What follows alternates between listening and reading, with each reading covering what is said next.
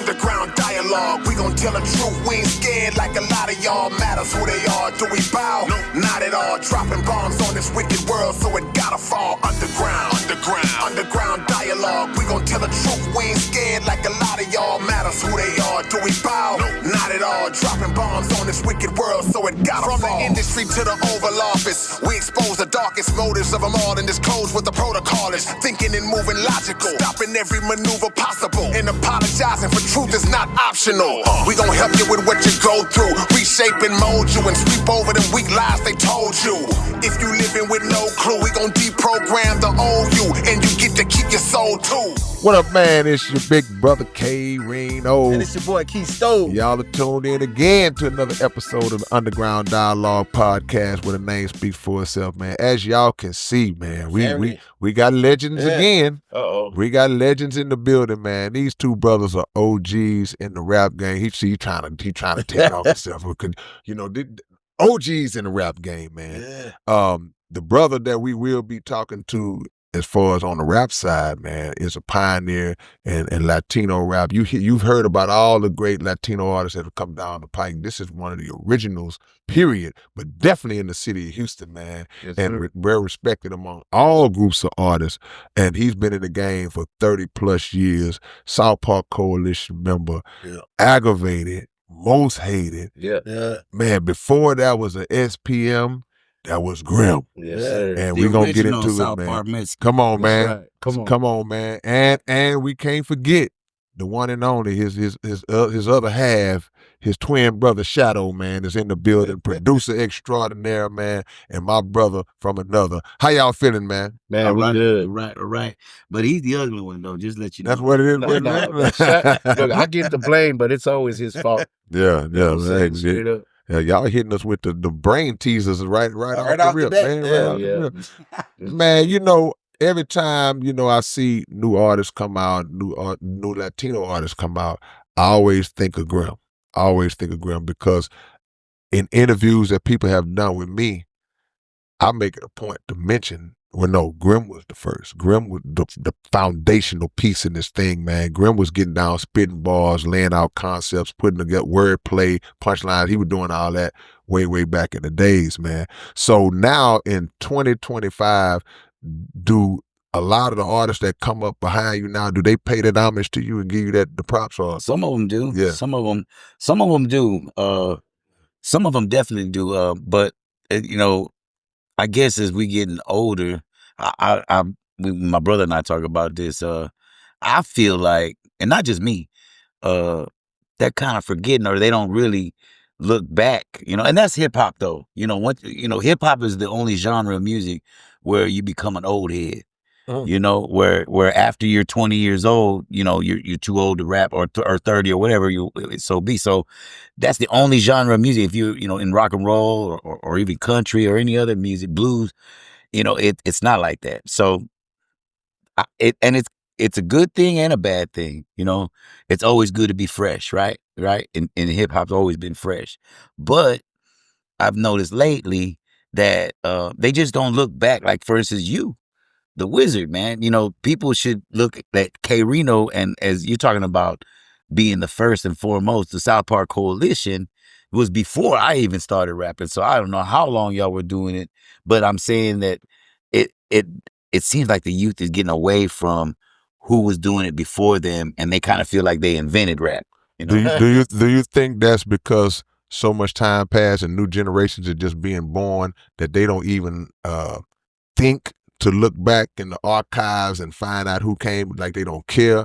Or do you think it's kind of systemic, where they the game is setting it up like that? Why do you think what's the cause of that? Or do you think, sometimes I'm just going to throw this other option in there. Yeah. Back then, it was cool to find new music. Mm-hmm. That was something that you would do, like, man, look, they don't know nothing about where this. Where you came Let me from. show you this. Yeah. So, but now it's so, just everywhere. I think it's a little bit of, so I think what it is was, you think about social media, and it's so saturated. So we didn't have that. I had you. Yeah. We had Houston. Yeah. And yes, of course, my brother, I was in the rock and roll, but my brother was listening to what? It was East Coast before that, and then the West Coast, and then the South kind of came around, right? But it was just us. It was just the East Coast. It was and all those artists, and it was just the West Coast and all. It wasn't like now.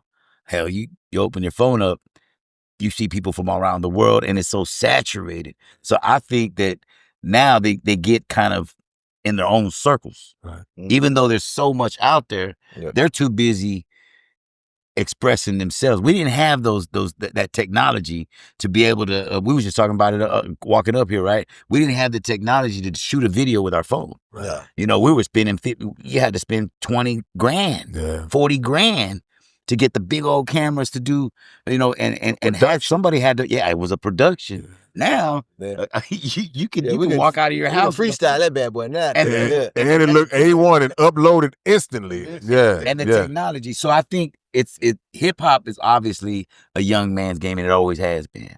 But at the same time, you know, Houston's been really good at remembering, you know, the little Kikis and the Zeros, Big Mellows, and the Big Mellows, and the K Renos, and they're really good at that. But it's not like that everywhere you go. Like I live in Dallas now, right? Which I love, because when I was living in Houston, don't get me wrong, I love the attention, but sometimes it was hard to live. I can just imagine going anywhere. When I live in Dallas, I don't have to really worry about that as much, and I could step back and kind of see what everybody else is doing, because I'm no longer, and I'm a little older, like in hip hop. They really don't feel, they don't see me as much. They don't see, so I can kind of sit back in the shadows and kind of watch what's going on. And so seeing that is what it is. I think it's just saturated. Not that they don't care about what we're doing. They just don't think about it. They don't have it. They're so into what they're doing. Right. You gotta also remember that you know, a lot, especially in hip hop, you have a lot of egos. You know what I'm saying? And they want to be number one. They want to be on top of it, you know, the totem pole, the king of the hill, and they want to take out, you know, it's this competition, which we've done creative competition in South Park Coalition. No doubt about it. You know, it wasn't, you know, we were brothers, but we always wanted to be, you know, top. You know, Klondike, top, K Reno. It was creative competition, and we brought that into, you know, our organizations as far as working with Latinos, working with Mexicans in rap. And we used to get a circle because it was strength in numbers for us. Strength in numbers. You know what I'm saying? Man. So we you know, whenever Happy P or another producer would come to the studio, we invited them. We weren't trying to like, nah, you ain't gonna eat off my Right. You know, we came from a family where it's like, you know, the more the merrier. And so in the more minds, we would come up with so many different kinds of. That's from South Park Coalition. That's from y'all, you know what I'm saying? That comes from y'all, because we integrated with y'all because I'll be honest, I was a rock and roller coming up. Shadow was like, he wanted to be a part of South Park. I didn't even know what South Park Coalition was. Right. So him bringing me over to y'all, and he was like, you know, he told me, you're going to be a rapper. I didn't want to be, you know, I'm going to be a rapper. Well, he gave me my name. I'm going to tell you like this, and I mean, I'm going to cut you off rudely, but I have to give homage to K, because I was just a engineer, producer. Egypt showed me how to run Lisa's keyboard and showed me how to make beats at Point Blank's house. And when I started making beats, I don't know if you remember this, but I tell everybody this.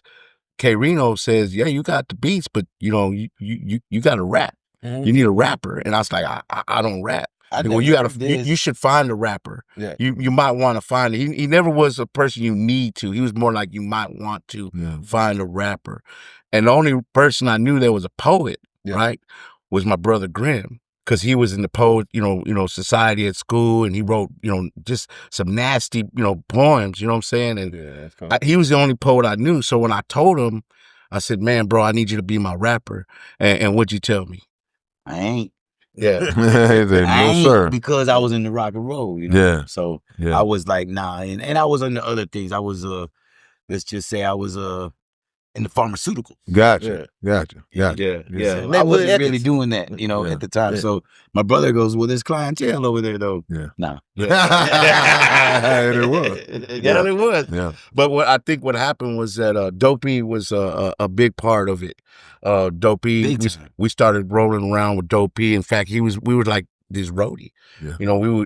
Grim had a S10 truck, and we would put all the DJ equipment, you know what I'm saying? And remember, we had to carry crates of records, you know what I'm saying? It wasn't, so, we started following them doing that. And I think one time we went to your house, and y'all would get together and y'all would write rhymes, and I introduced him. I said, look, go hang out with them. Mm-hmm. And then I left him there. And next thing you know, he, came to me. Well, you know what it was? I don't know if you remember this, kid Reno. We went to your house and he said, hey man, they rhyme, they do rhymes. And I thought it was gonna be some guys just kicking. I don't know what I thought, man. Y'all were gonna be around a fire pit, just doo-wopping and shit, rapping. Yeah. But when I got there, it was like a school environment. Yeah. It was y'all had y'all's books and y'all had pens and you were actually like teaching a class almost. It was weird. To me, I didn't expect that. Right. But that had an effect on me because my brother and my parents are scholastic. We're into school and all that. So it really was like, whoa. I thought these guys were just kicking the shit, shooting the shit out here, bullshitting really. And I get there and it's serious. Right. Yeah. And y'all were kind of like, if you want to come back, man, you got to make sure you have a folder and a pen and be ready to write. Next time I'm like, shit. Yeah. The fuck is this? And I went back to my brother and I go, excuse me, but I said, damn, Shadow, I didn't know it was that serious. He was like, man, I'm telling you, man, we got to get with the South Park Coalition. Yeah. I said, man, I don't know how to write a rhyme, but I'm going to learn. And it was Dopey, man. Yeah. Wow. It was Dopey because we knew Dopey and Deuce growing up in school. So we already had a friendship with them. Going to heart. And Dopey took me under his wing, man, and said, look, and showed me how to count. I didn't know nothing. Right. About how to put, I knew how to put words together about poetry. I knew but the version, the bars, 16s, 12s, and all that. Yeah. 4 bars. I didn't know how to count. Four count. And actually, he was like, it's like jumping jacks. Yeah. And when I realized, I said 1, 2, 3, 4, 2, 2, 3, 4, 3, 2. Oh shit! Like ding, and that's when I started to roll. And then he helped me with wordplay, and he said, "Man, you got good ideas. You should apply that to your words." And man, dude. The funny thing is, he told me, he goes, he wanted a beat, right?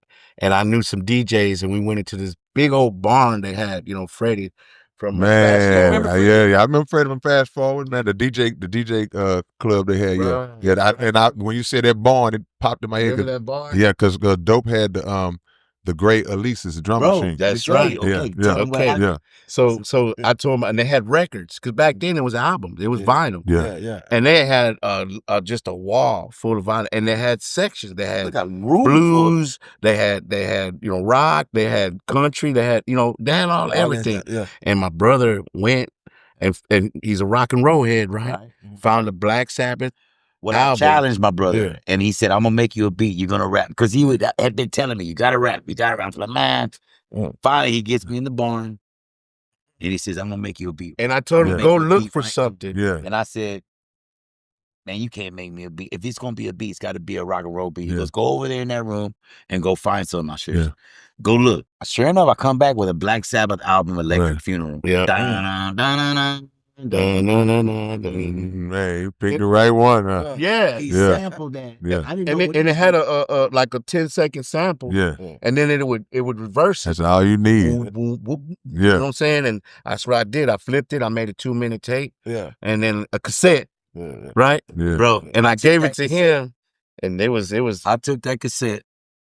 And remember, so now I'm starting to rap. And I see you guys. Yeah. I'm like, man, you guys made me feel like I could do this. Dopey made me feel like, man, you could do this. And because I was still like, man, fuck, Greenhorn. I'm not doing this. Right. He made me the beat. I had a song. I wrote so much violence and killing, the thrilling, the willing, hell ain't living, never enough of the rough, smoking tough stuff. You buy it off my ass out of school like a fool. And so Man, I ain't remember this rhyme back there far, man. Yeah. And that was my first. Well, that was his only rhyme that he had. Yeah. That's hard now. I'm that now, like, oh, that, you can say that now. Yeah. He gave me this cassette. Close all the blinds. Put the cassette on. Be dark in that It'd be dark. Like, no, you could just see the cherry going around the room. And then, and while he put the cassette on. So, my guy, again, I'm doing what I'm doing in the streets, in the apartments and everything. Yeah. And so, hey, I heard you could rap, man. These guys, oh man, your brother told me you could rap. Well, I know Ike, man. I said, yeah, I know Ike, man. He said you could rap. I said, well, I put some words together. Man, give me something right now. I said, man, I can't do it, but I'll tell you what. Let's go to your crib, go to the room, we'll fire up something, turn off all the lights. Yeah. Put it on, boom, boom, boom, and they couldn't see me. Yeah. And so much violence and killing, the thrill and the willing. I'd have been scared to death up in that room. Like, where is he? And you know what's crazy? That's the crazy thing is because he didn't have his name yet. Yeah. And I didn't have confidence. Yeah. But that gave me, what happened was I would do the rhymes. Of course, after that, we cutting up and smoking and everything. But man, brother, it was give me another one. I ain't got no more. It was because it was a good 62 bars. It was long. It was 62. Wow. A long 62. No hook. That's 2 songs. Yeah, no hook, no nothing. And then they're like, oh man, and everybody getting high and stuff. And they're like, do it again. So you know what I'm saying? And it got to be a thing where everybody knew the song. Come, hey, they tell their friends, hey, but we got to go into the house and we got to turn the lights off. Right. So I did it over and over and over. And then Shadow was like, you got to get. You need another song. I said, another beat. Right. And that's how it really started. That's so cool because I never got the Grim and Shadow backstory like that. So I was, because like I say, when y'all came around, I just like this dope Mexican rapper. He hard, you know what I'm saying? Like, I will give you credit, Kay. You were the one that told me because this might sound funny now, but back then I didn't want to be the Mexican rapper. Yeah. I didn't want to be a Chicano rapper. Right. I just want to be a rapper. Right. Not a black rapper, white rapper, Mexican rapper, just wanted to rap. Absolutely. I that's all, and y'all instilled in that in me. But let me tell you what you told me, and you probably don't remember this. I'm doing my thing. Now I got songs. Now I got some stuff because going back to the SPC, in order to get my gold patch with my shirt, it's an SPC. Yeah. Man, that's old. Back in the day, we had hats, shirt. And look, and you had to go. It's this place in Gulfgate. And they used to embroider. Yeah. And the stitching in like, you show up with that? Okay, that's a real one right there. You know, yeah. And everybody had grease point. They used the hats and stuff. It wasn't no felt. Right. Nah, it was stitched. You had one of those, and people knew. Yeah. People knew in Southeast and South Park. That's right. Knew, right. So when I got my shirt, bruh, I was like. I remember when you gave it to us. It was in Clear Lake. We did a show in Clear Lake. And it was at a hotel, and y'all were going on. And you turned around and said, I want to give Grim and Shadow, here's y'all shirts. I was I wish I still had that shit. Come on, man. Hey, we get on stage, everything, Yeah. Wow, okay. Yeah, cool. We weren't roadies no more. You know what I'm saying? Yeah, it was no more, we were no more prospects. Right. We were legit. So, but you told me around that same time, you told me, hey, Grim, you need to do some rap, you need to do some Mexican, some Spanish. Yeah. And I was like, damn.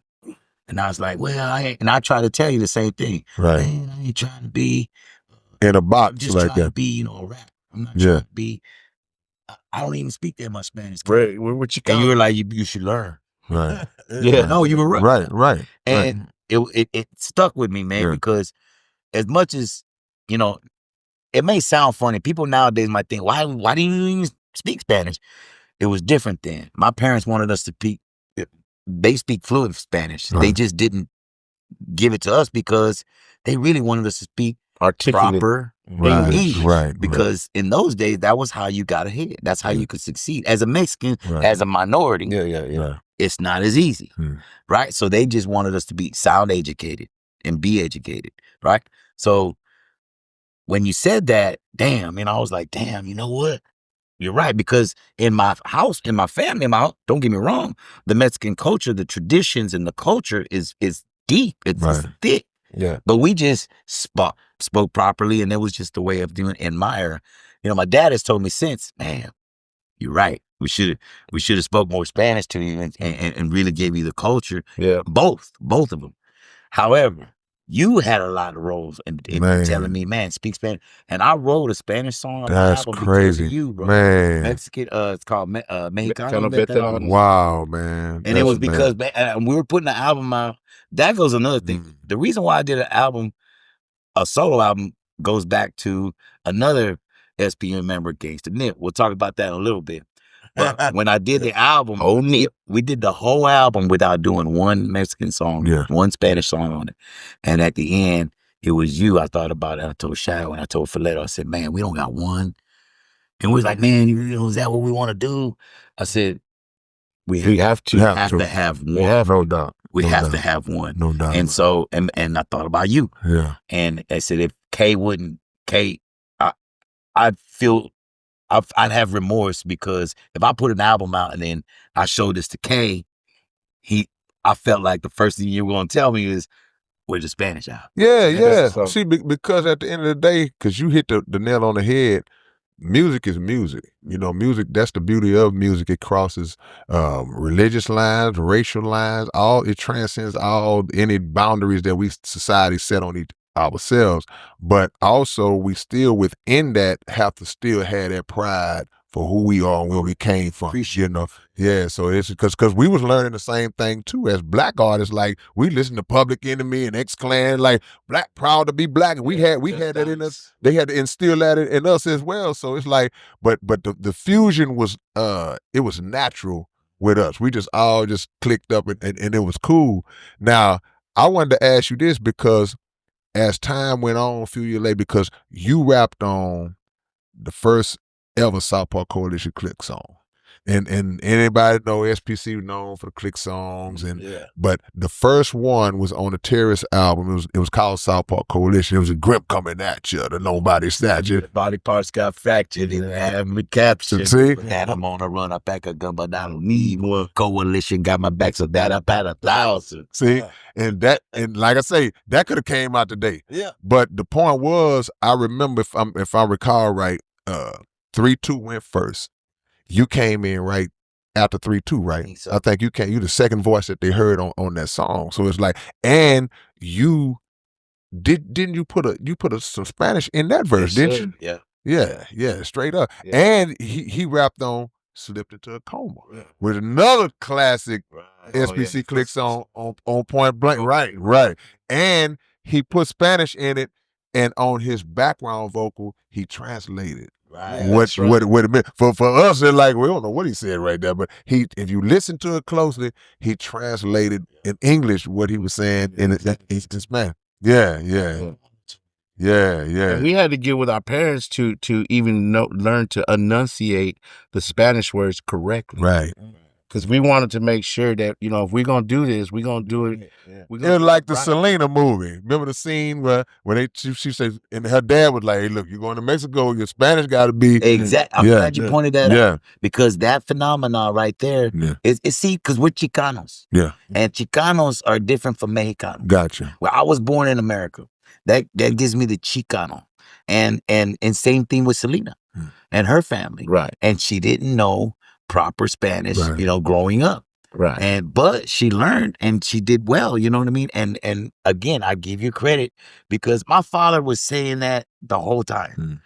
But it's funny how you don't listen to family. Man. It's funny how you don't do for family. But you'll do for your friends and you'll do for anybody else.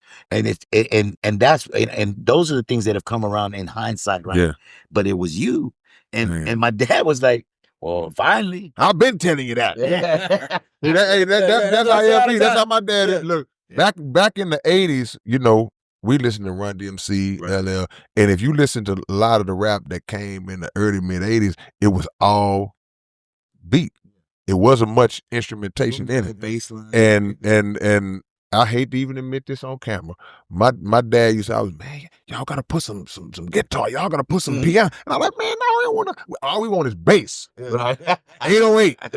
And so a couple years later, Sense of another kind. rap started evolving, and now these rappers coming out with instrumentation, and he to this day, man, I told you, man, because we had songs like that, we just didn't put them out. Right. Man, you could have been the first one. And he'll say to this day, which I don't necessarily know if it's true, but he'll say to this day, he said, man, when we sent our demos out to them labels and we had all them instruments, he said, next thing you know, everybody came out. He said like they stole it, but he was right. It's like, no, you're right. The stuff that the people a lot of times close to you tell you, it don't resonate. You got to hear from another voice. Yeah. My my father said that, and he really. I don't know if you've ever met my father, but he knows you. Yeah, and because you're a big part of our life. Yeah, and you're a big part of Grim and Shadow. Man, and Grim and Shadow has. It's funny that we just put an album out. This last album we just did, which was about 2 years ago, which is the Grim and Shadow Since Day One. Right. The first album we ever. Man, that is crazy. All this time. We made Grim and Shadow. Let me tell you something that's crazy. We're twins. Yeah. We never took advantage of it. Right. Can you imagine if we did that? Yeah. Can you imagine if we would have put Grim and Shadow making it matter? Especially in the 90s, back in the time. Like Right. You know what was crazy? Again, kind of like not wanting to be Mexican. We didn't want to be a twin. Yeah. Right. There was a group called Twin Hype. You remember Twin Hype? I remember Twin Hype. So I bought about 4 or 5 of their cassettes, back then. Yeah, I didn't want to do that. Yeah. I didn't want to be the hype. Yeah. Right. And you know what I'm saying? What happens with twins is because you're twins all your life, and people always say, stand next to each other. Yeah. Y'all wearing the same outfit. Yeah. And so you get tired of the twin thing. Yeah. And that's why I say certain things we should have taken advantage. Now, it's always hindsight's 20/20. Right. We can always look back and say this is what we should have did. But the way I love, and what I love about my brother, because he's got his faith in God right now, is we're where we're supposed to be. Right. The whole thing's a plan. Right. It's not my plan. It's not your plan. It's God's plan. It's his plan. So I never get mad. I used to get mad at why am I not paid? Yeah. Why am I? You know why? Because we're pioneers. We're trailblazers. Man. If you look back in history, trailblazers and pioneers don't get the recognition until it's too late. Man. Or sometimes not at all. You know what, Graham? I'm gonna tell you how real it is. What you just said, because I'm a big sports fan, so I always use sports analogies. Right. Like, so is he. You look at all of the money that NBA players make today. You got guys making 30, 40, 50 million, but you go back to Bill Russell, Will Chamberlain. Some of the players back then, they play the NBA season, then they'll go get a job in the summertime. Correct. Regular job. Oscar Robertson, So it's the people. I use this all the time. The people who actually had to chop the trees down and clear the land, they rarely ever get to live in the development that comes after that. And they get forgotten. We don't know who built the freaking Astrodome. We don't know who built NRG Stadium. We don't know, but it's people out there that will pass by these and say, "Yeah, I was one of the construction workers that helped to build that." But the sad part is, don't nobody really even care. Yeah, right. So it's up to us, while we're here, we got to continue to forge our legacy to when we build our name up high enough. Then it comes back around. You told me that one time. You know it was recently, and it was a few years ago. But I was doing a little pop up. He says it all the time. Yeah. And this was recent. This was 4 years ago. Yeah. We were over there off Canal Street. And we were doing a little pop-up for one of my albums I was doing on my own, you know what I'm saying, just Shadow album. And we were just talking and stuff, and Kay told me, I said, man, we were talking about recognition and stuff like that. And I was like, and you told me, goes, Shadow, if you don't write your own history, you'll get written out. No doubt about it. And absolutely. Since then, because I was never be a person to be even like we don't do the twin thing. So Grim was the guy. I say he's a chump in the front, and I'm the Mac in the back. There we go. You know what I'm saying? But I never was the guy that was in the forefront. Right. You don't see me on posters. You don't see me on. You know what I'm saying? And so I ended up after he told me that, I started doing these podcasts. I started doing these little things, and I'm not trying to, be extravagant about it, but just to tell the story so that people can understand that we are the ones that cleared the trees. Come on. Some people would tell me, y'all paid the road. I said, nah, we didn't pay the road. Yeah. We chopped down the Come trees. on, man. Come on. To be so that the road can be paved. Come on. Y'all are paving the road. Come on. SPM paved the road. You know what I'm saying? Because he was one of my artists. You know, he saw Grim and I at the Unicorn Ballroom, and he started, you know, doing his thing. Now, he saw us at the Unicorn Ballroom, and he told his girlfriend told him, that's Paul and Randy. Yeah, right. That's them. He looked. And so later on, he decided he was going to do it. He told Grim, I'm going to start rapping. Well, he came up to me at a Circle K. Yeah. A Circle K down the street from my house.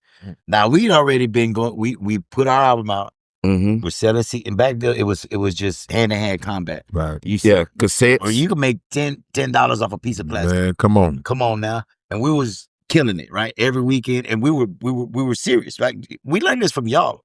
So we were going to that was our dope. We were going to flea markets, renting the spots. I mean, you know the game, right? Getting all the money every weekend, every day. He saw that.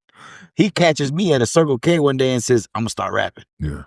I see what you're doing. I know you get it. And it was legit money because before that, we weren't legit. I was making money. I was hustling out there doing what I was shouldn't been doing. But that's what we had. Well, we turned music into our dope. So that became the legitimate dope to sell. Circle K, and he tells me, I got a song. I want you to hear it. Right? I'm like, cool. You know? But long story short, I told him, you know what's funny? He sounded kind of like 3-2 on the first song. Mm-hmm. Really though, and da-da-da, you know, all that. And I was like, that's cool, man. But, you know, I'm going to tell you something that I learned from the South Park Coalition. Don't listen to other rappers. Which was great for me because I listened to rock and roll. So I didn't have a problem. Right. You know. And Dopey showed me that, taught me that too. He actually put me on a regimen. I don't want to hear you. I don't want to hear you listening to Ice Cube.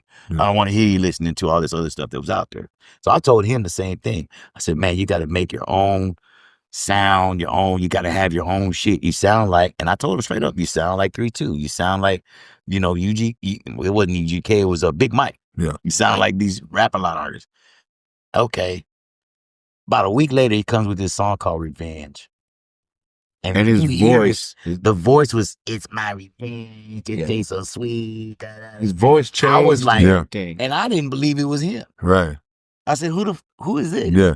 He said, that's me. Yeah. I said, I didn't have to say no more. I said, man, bro, this is it. He found his voice. I don't know. Yeah. I don't know what you did. How are you come up with this? Yeah. But if this is you, you're good. That's it. Yeah. You know what's crazy, man? Because hearing that story, it's like, it kind of intercepted to one of the questions I wanted to ask you, because you were that guy that a lot of people gain that inspiration from coming up. Like, say, most people, they know SPM worldwide, but a lot of them don't know Grim like they should, like we was talking about. And that's why I say a lot of times I make it a point to go, no disrespect to nobody, respect to all, but it was Grim.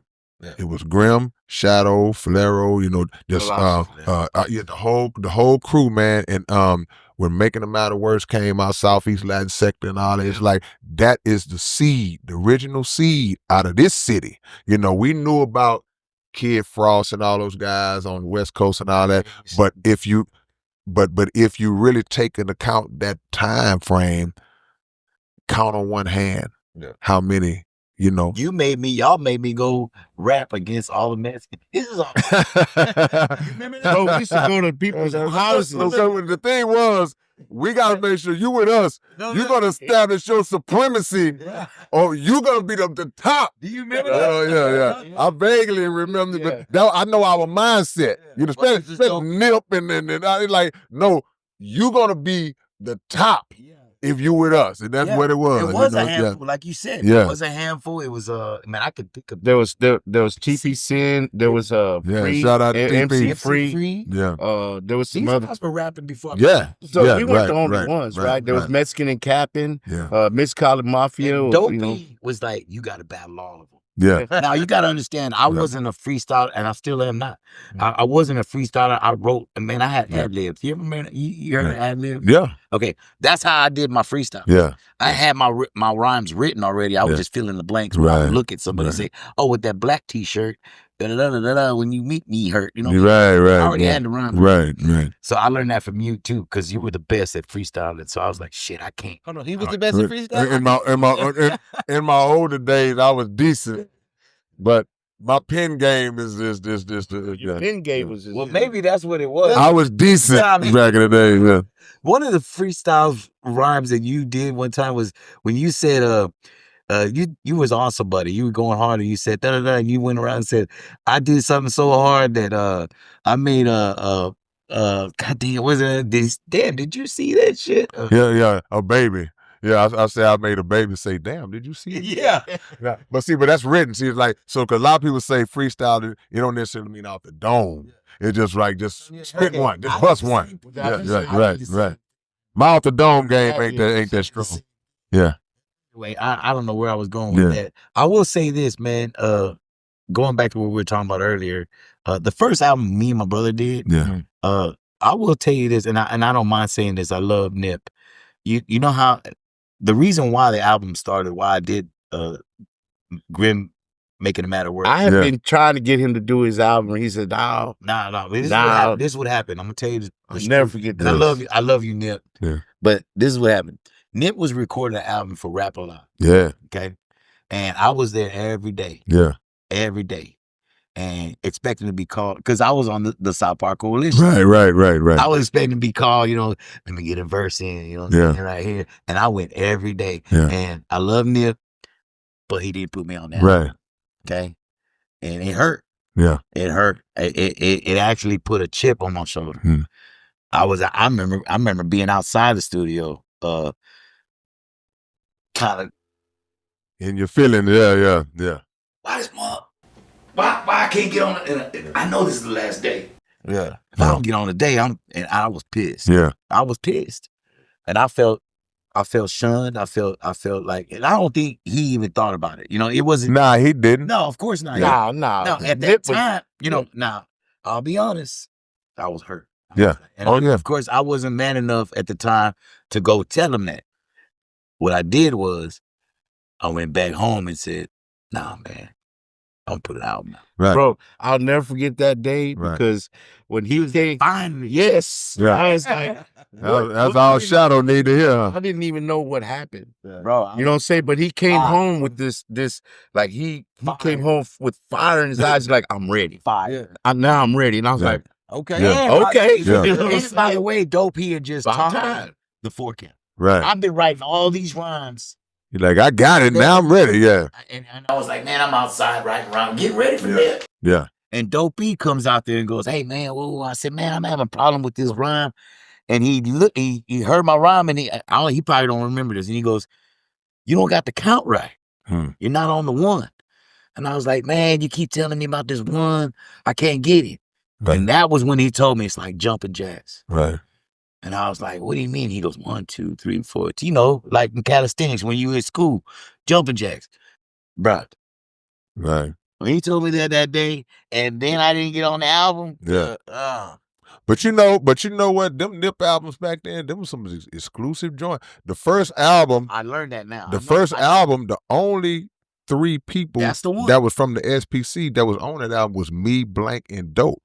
And that was on the Rough Brothers song. And Dope was on Rap A Lot himself at the time. But the other song, I think he had the Action Speak Louder Than Words it had Willie D and Face and Bill. So it was more the label oriented. But the thing is, it was so exclusive because you got to think, you never heard AC Chill on a Nip album. Right. You never heard Klondike Cat on a Nip album. So DBX. So using Grim mode, but the truth of the matter is only a handful of chosen few actually landed on the project. So we was like, okay, we own it because what that did, Nip's first album is really the album that put the South Park Coalition on a worldwide scale. Cause we I understand. Yeah, locally we was like, okay, names popping or whatever, but when his album hit the oh man, yeah, not everywhere we went and across the country, they knew who he was. Yeah, they did, and they still I do. was there, Yeah. and I knew, and I felt I had that feeling of what was going on. Cause Yeah. see, I was with Dopey. Dopey was producing the album. Yeah. It had a lot to do with Yeah. So that's the reason why I was there. He was right there, yeah, rolling with Dope. Yeah. So I was just like a dog. He's just like a puppy. Just Yeah. get I know they finna set my bowl in front of me at any minute. Yeah. yeah, exactly. And Yeah. I was, and my ego, right? I wasn't thinking about whoever else was being on. Right. Was probably should have been on there first. Right. I was just thinking, man, I'm gonna tear it up. Yeah. He knows but I never got on. So I did. I went home and Shadow, bro, you should have seen Shadow. Shadow did a backflip. Oh man. Yeah. Bro. I was like, hey, we put an album out. And that's when we were looking for Filetto in there. Yeah. That's right. He told me, he goes, we need a DJ. I need a Mexican DJ. Yeah. I was on a Mexican tear. Man. I was like, I don't want, because there was plenty of DJs we could have picked. Yeah. Right? And you know who I went looking for? Storm. Okay. With Doug King. Yeah. I remember that name. DJ I remember Storm. Yeah. And you know what? He didn't want to be my DJ. Yeah. And you know what? He goes, I said, hey man, I want to meet. He goes, meet me at my apartment. Yeah. We'll talk. I said, okay, cool, shit.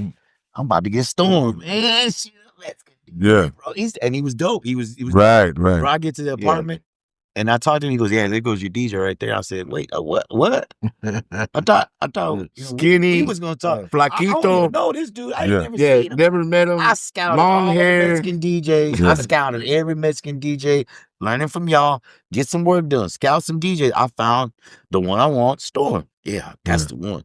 Yeah. He tells me the day I meet him, nah, that guy. Yeah. You need I'm like, I don't even know. I And he was. never even seen him DJ. Filetto, well, you know, He was Filetto. Man, he put, boy, you need to thank Storm. Appreciate it, Storm. Yeah, Thank you, no, thank man. you. Yeah, and Balasso. And Filetto was at Doug King's, because Storm lived with Doug King at the time.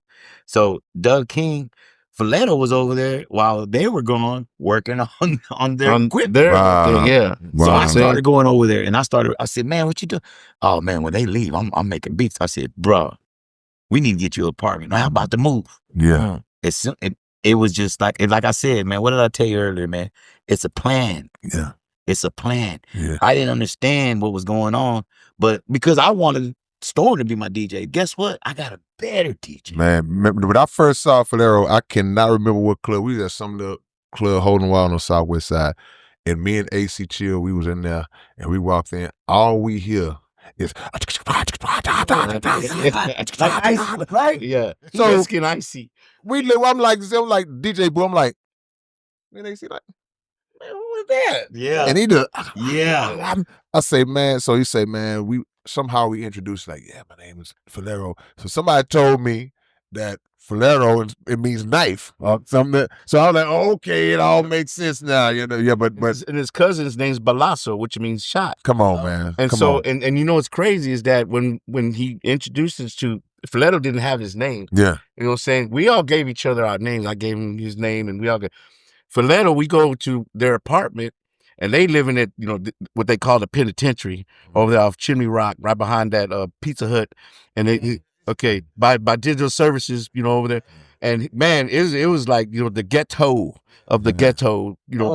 It was a Digital Services. When we went there, we go to his house, and on the back of the door they had Drew turntables and like what the, you know, it was like, you know, it was a bachelor's apartment. Let's just say that. But they had one turntable between the two of them, right? And the thing, and then as soon as they would get in there, they dropped their keys off, whatever, you know what I'm saying, and they would just grab and they would didn't watch TV. There wasn't a TV in there. They were just in there, and what they ate was a big old bag of chips and a block of cheese. Man, you know, but the thing is, when he started doing this in front of us, it was like an audition, but it wasn't. Yeah. And he started doing. Well, that's what I told him. And I looked at my brother, and he looked at me, and I was like, no. When I first heard his cut, Filetto's cut, right? We get there, and now I say, hey man, I want to, you know, I want you to be my DJ. When Storm says, hey, that's him. So I talked to him and said, say, man, I want to see you work, man. Right. Say, oh man, it's my birthday. I'm going back to free. Right. This week. Right. Cool. I get back this weekend, go to his apartment. He starts cutting. I said, bro, you ever met Icy High? He goes, yeah, I know Icy High, street military. Whoa. I said, bro, you cut just like him. Man. yeah. Yeah. I introduced him to Icy High. Yeah. Icy High fucking tripped out. Yeah. What the fuck? And it's just natural. Yeah. It's not like he emulated or imitated him. Filetto I said, bro, if you are just as, this is Icy High. Yeah, right. No question. And you Mexican, that's why I say thank you, sir. Yeah, man. And then on top of that, Filetto goes, oh, I make beats. Yeah. Hit the fuck out of here, Yeah. bro. And then that's when we hooked up because he wasn't just a DJ. And that's how we made Making a Move. And go back to strength in numbers. See, I was never a type of a producer's like, you ain't gonna eat off my plate. You produced that? Yeah, I produced everything. Me and Filetto produced everything on the album together. And Balasso was the crate digger. Okay. He would go in the crates and he would pick out a Beatles sample, you know what I'm saying? And or he put out some, Santana sample. You can't sample the Beatles. And they'd be like, we gonna sample the I don't sample the beat. They gonna because my father's an attorney. I don't ask for permission. I ask for forgiveness. We'll wait for them to cease and desist us. I was like, I don't know what that means, Dad, but we'll wait for that. But you know what the rule was always on that? The rule always was, if they come for you, that means we doing good enough to take care of them. Exactly. We good enough to take care of them. So we not gonna try to get no clearance beforehand. We not set up for all that. But I can guarantee you, if they come knocking at your door, that means we should be ready. Yeah. Because they ain't gonna bother you if it ain't did that.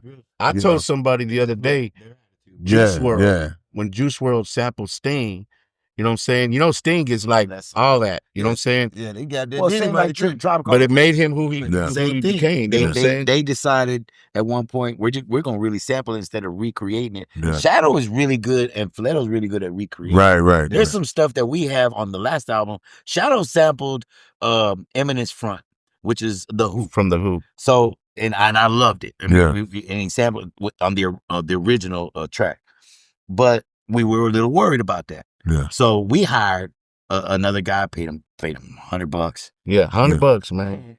Because they want to work with us. And let him do a kind of a rendition of the deal, and it worked. Right. We've learned that over the years. Yeah. But the early stuff that we did was straight lifted. Yeah, me too. Burning and looting from the Wailers. The first thing y'all did was dum dum dum dum dum. Cutie Pie. On the COD EP. Yeah. See, the thing is, my dilemma with samples always was, because dope was like that too. If I hit a sample, I want it to be in this authentic form, like how I heard it. Correct. So we would wrestle sometimes, like, man, I could play that over. Like, I don't want you to play it over. I want it to sound like what I feel in love with. So we would always have a little tug of war behind that. Me and but sometimes you gotta, touch it a little bit. I mean, well, to that point. So when I did High So High, right, High So I took Silver Conventions, Fly Rock Fly. But see, I covered, I flipped it. I didn't sample it. Yeah. I just made it. That was a smart thing. You know what I'm saying? Because that popped off. That popped off. And really, people didn't even know where it came from. Yeah. Because we made it our own. Yeah. And it was just, it was kind of crafty. It was kind of, kind of low budget. You know what I'm saying? The way I did it. And actually, every song that I've done for Dope House, none of them are finished. Carlos would take whatever I would give him. I said, bro, it's not even finished. You know what I'm saying? That High So High, Shadow gave it to, he showed it to me. I'm his brother. Yeah. Man, I got a song. And one thing about Shadow, what I love about Shadow is he won't give you a song like High So High, right? Yeah. He's not going to just give you the beat. He's going to be, and here's the hook. Right. The hook is High So High. Yeah. Bro. Please don't blow that blew my mind. I was like, oh, shit. I knew it was rock and fly. Right. I heard it. Right. But when he said High So High, I was like, shit, I'm going to start writing. Yeah. You know where that came from? Writer. Yeah. He takes it to Ike Man. Yeah. To shut him down. Right. Shut him. Ike Man starts writing it. Yeah. Then he takes it to Carlos. Yeah. Dope House. Y'all wasn't moving fast enough. So, man, come on, beat. No, that exactly. 30 minutes. Yeah. Right. And that's what I did. And I promise you, this is not a joke. Yeah. He gave it to me one day, gave it to Ike Man. It must have been a week. Yeah. And the motherfucker was on the fucking radio. Yeah. It was on the radio. Was you like, man, would you sick a little bit? Like, Ike Man was sick. It was on the radio because he had his deal already with you. Yeah. So he had already, when he got that song, and that shit was on 104. No. Yeah. It wasn't just on regular. He hadn't gotten his deal yet. So what happened was. That's right. What happened was I had gave it to Grim. We were at Jam Down. Yeah. I even showed it to Little Kiki. He probably don't even remember that because he was doing his own. Yeah. He was doing a whole nother. The Southside song, if you listen to the rest of the album, he was going a whole nother direction. He was doing something new, which I loved about Kiki because he wasn't just trying to stay bouncing and turning. Bouncing and turning. Yeah. It was different. All the songs were different from Southside, which I thought was just so innovative. Smart. And so when I showed it to him, it wasn't in his in his repertoire. He's like, nah, and I don't think he even remembers. Yeah. So I showed it to Ike Man. We're all in the same week, and Ike Man said, "Oh, okay." Asshole. And I asshole, bro. never. So why did you keep taking the beat? How you gonna show every? You look, Shadow. You done forced Grim to rap. You done gave his name. I guess the one time you should have said, "Hold on, I'm gonna stay here to make sure you write this song, man." I'm the repo man. No. He just heard him. He took it to 4 other rappers. Before I could fix my rhyme, it was on the radio. Here's the story though. So Carlos had just finished Power Moves, which he did kind of like with Screw, which really he paid him, some money just to talk on the phone and put him on the phone. You know what I'm saying? He made it look like he did the album with him, but really, it's just, Right. So Carlos comes to, he's high on Power Moves. He's doing good. He's already done Hustle Town as a classic album. So now he's not that, small rapper. Now he's got some traction. Right. And then he did Warriors. We put him on Warriors. People wanted to know, who's this guy? Is he in your group? No, he's doing his own thing. So he comes to Jam Down. This is the story straight up. And he tells Patrick, you remember Patrick? Oh, yeah, no doubt. Vincent, you know what I'm saying? Because I was getting ready to go into that whole Jam Down. Yeah, go ahead. And so he goes into Jam Down, and it was the same week, I had showed Graham, and he goes in there, he tells Patrick, he says, I'm going to have the biggest record company in Texas. Yeah. And Patrick Lewis, he was eating his Piccadilly. Come on, Carlos, you're a comedian rapper. Carlos. He literally told him that. Well, that day, he walked out. I'll never forget it, because when he walked out, I walked out behind him. I said, hey, bro, I got this song. Yeah. And these boys are just taking too slow. Bro, I think you could do something with it. You hear that thing? You hear that? Bro, he said, follow me to the compound. Oh, girl, come on. I left Jam Down that day. Never went. I went to Dope House, and we went to his warehouse. I put my little keyboard, my rolling speakers, and I showed him that. He wrote it in 20, 30 minutes, the verses, because I gave him the hook. And the reason I would give the rappers the hook, I was tired of them being in my studio writing all damn night. Yeah, right. Because my wife's like, you know what I'm saying? Here's the song. This is what it's about. They writing. I'm not charging back then. So was almost done. So Grim, so how long do you think it would have took you? How much longer did you need to finish? So we finna see if we finna find out how mad we gonna be at Shadow real quick. It wouldn't have been the same. It probably would have taken me the rest of the week. Okay. Because I'm cerebral, man. Yeah. When I write rhymes, you probably had it done by the time you heard it on the radio. Oh man. No, man. The problem with me, when I write rhymes, it's like a combination. Right. Yeah. So or a puzzle. There's plenty of ways to make the rhyme work. Right. But I'm looking for the perfect. That's right. Combination. That's right. I'm looking for the perfect combination. Absolutely. So I do, and he'll tell you, I record over and over. He gets tired of it. I record over and I might even and keep writing until I feel like it's done. Right. And sometimes it's never done. But that would have been my process. Yeah. So yes, he's right. So a few days, but now let me ask this. So a few weeks. Of course, with SPM, you said at the time he already had a little steam up under him. So he was able to instantly expedite the song to the radio.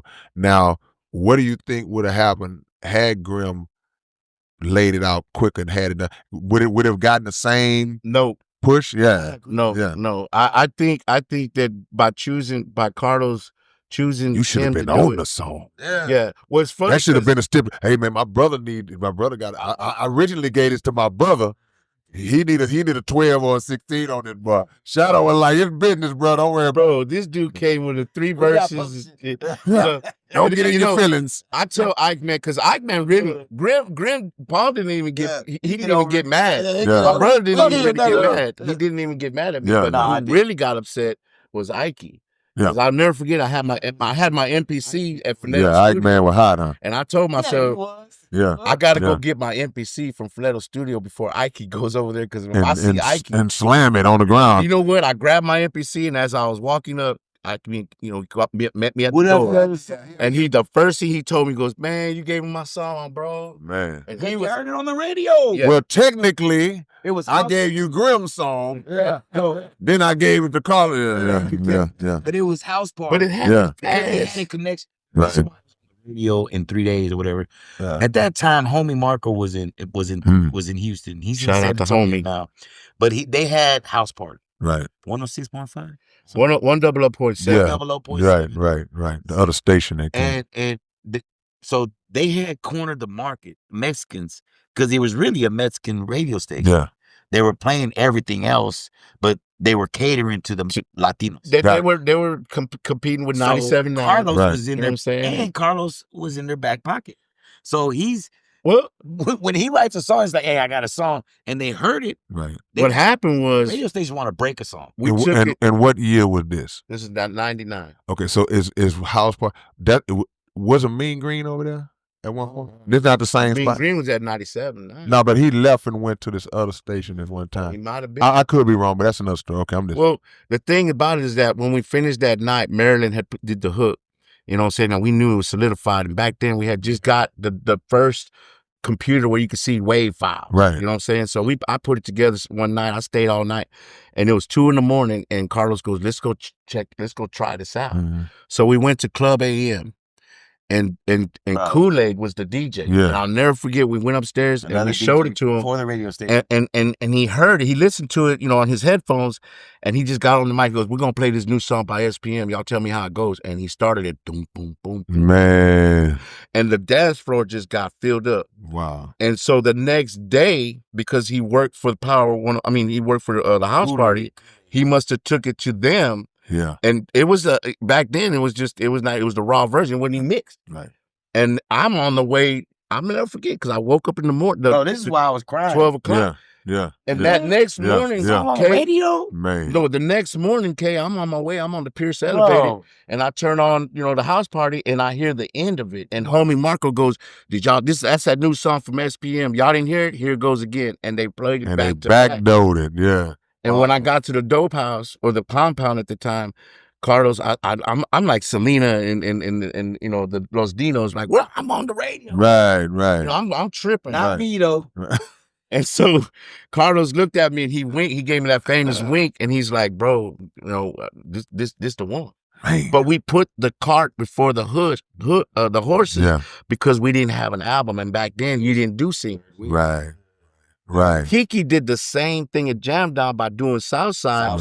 Yeah. So I had already been through that with Mark Kidney. Right. You know what I'm saying? Yeah, and I had seen that development. So I told Carlos, don't fret, don't trip, because we're going to do this. Just give me a couple of weeks, and we're going to do a whole album, and we're going to put it out. Just tell Southwest Distributing. Yeah. You know what I'm saying? Shout out to Robert Gilliman, yeah. You know what I'm saying? Promoting. And he Carlos was in, we didn't know business, bro. Yeah. Right. We was just doing music. Right. But Carlos was a semi businessman. He knew how to hustle. Yeah. He was a hustler. Yeah.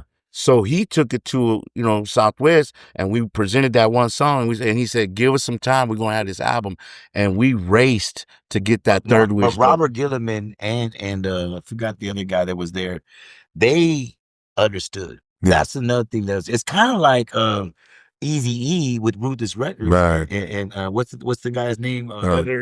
Jerry Heller. Yeah. Same. Yeah. Robert Gilliman was Jerry Eller. Yeah. To us. Not in a bad way, in a good way. You mean it's the position that The position there. Yeah. Because he was a one-stop. You got to understand. Yeah. Right. They were a one-stop. Not a distribution. Yeah. Right. They were not a distributor. That's right. So that was kind of cool for us. Yeah. Because a distributor, it was a little different, with the marketing and the money and everything else.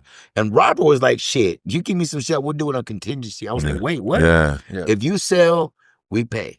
If you don't sell, we give you your we return that stuff back to you. Y'all just like Yeah.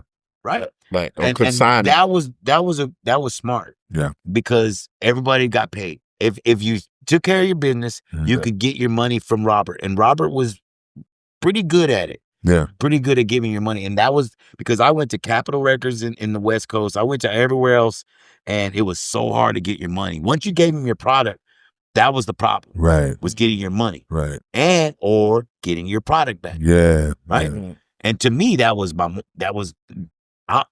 a dope dealer, man. I'm just gonna say it. So what the fuck? You go keep I done fronted you some dope, and you done sold my dope, and now you don't give me my money? No, come on. Yeah. My product? And Yeah, it was a different thing because it wasn't the dope game. It was a legit, they were like, yeah, by law, I can do this. And I'm like, oh man.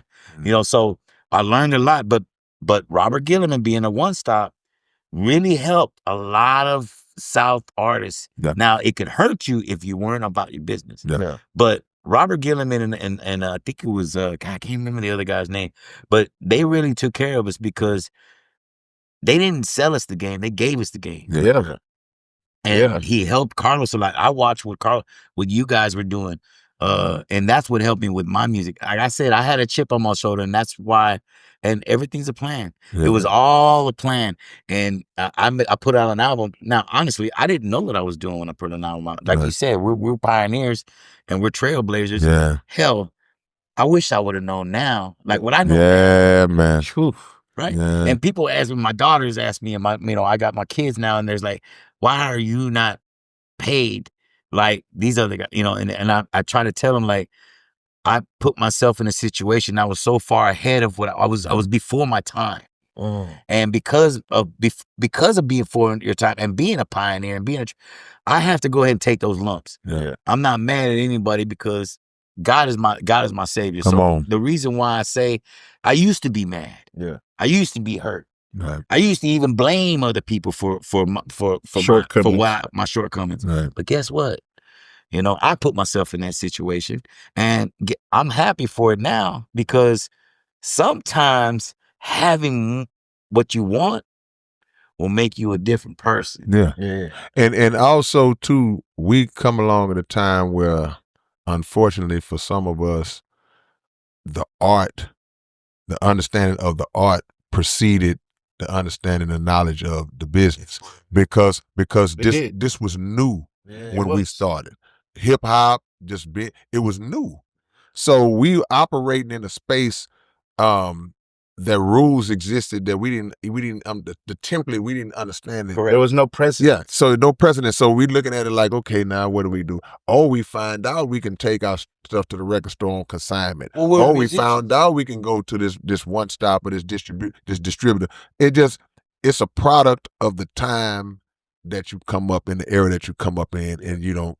I wanted to go into the Jam Down days. We touched on it a little bit, but how did y'all end up with Jam Down? How'd y'all end up getting with Jam? Because we talked about Aggravated, but then the most hate classic albums. We man. didn't talk about that much, about the Aggravated. Yeah. Well, Aggravated.